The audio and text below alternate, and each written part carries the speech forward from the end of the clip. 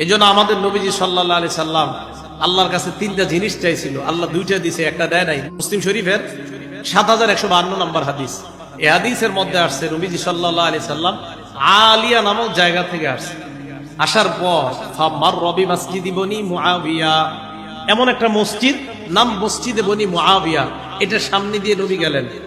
যাওয়ার সময় দাখালা, মসজিদে প্রবেশ করলেন। সাল্লা ফীহি রাকাতাইন, 2 রাকাত নামাজ পড়লেন। দাআ রাব্বাহু তাবিলা, লম্বা দোয়া করলেন।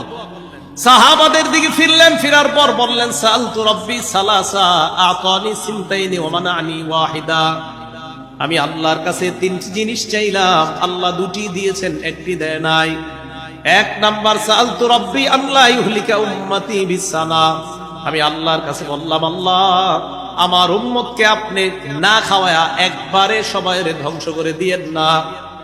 পুরা দুনিয়ার মানুষ একসাথে না খেয়ে মারা যাবে এমনটা হবে না, একথা নিশ্চিত থাকবেন।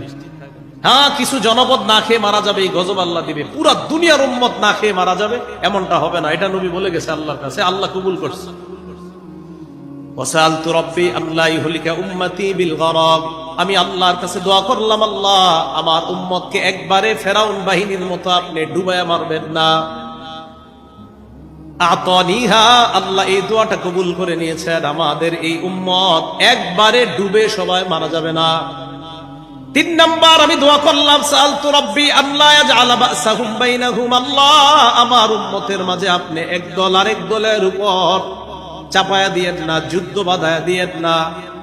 মানাহানিহা, আল্লাহ এটা আমার দোয়া কবুল করে নাই, তাই তো বর্তমানে দেশে দেশে